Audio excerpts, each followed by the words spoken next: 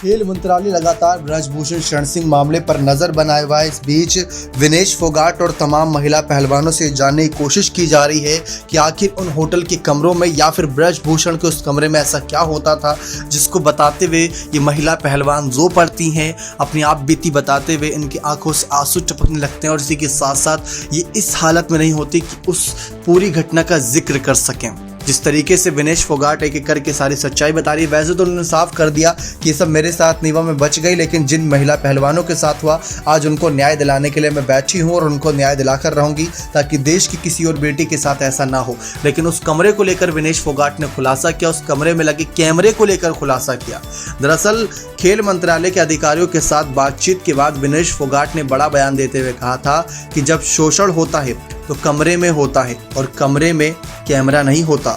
जी हाँ, वहाँ पर सिर्फ वो लोग रहते हैं जो शोषण करते हैं और जिसका शोषण होता है वो होते हैं सिर्फ। ये बात विनेश फोगाट ने सबके सामने कही थी।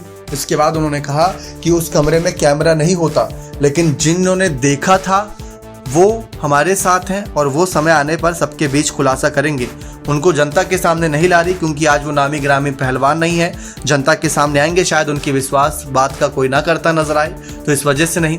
तो यहाँ पर जिस तरीके से उन्होंने कहा कि लड़कियों का शोषण हुआ, वो खुद सबूत है उनके पास और वो सबूत मीडिया को सौंपेंगी समय आने पर, ये बात उन्होंने साफ कर दी थी। लेकिन अभी तक ऐसा कोई सबूत तो नहीं सौंपा, अभी तक सिर्फ बयानबाजी इस पूरे घटनाक्रम पर सुनने को मिली है। लेकिन कमरे के कैमरे को लेकर सबसे बड़ा सवाल था कि अगर कोई ऑफिस है, कोई भी ऑफिस है, WFI का ही ऑफिस है जहाँ पर ब्रजभूषण शरण सिंह बैठते हैं, वहाँ पर कोई ना कोई कैमरा लगा होगा या पूरे ऑफिस में कोई कैमरा लगा होगा या कैंप में कैमरे लगे होंगे, तो उसमें तो कुछ ना कुछ कैद हुआ होगा।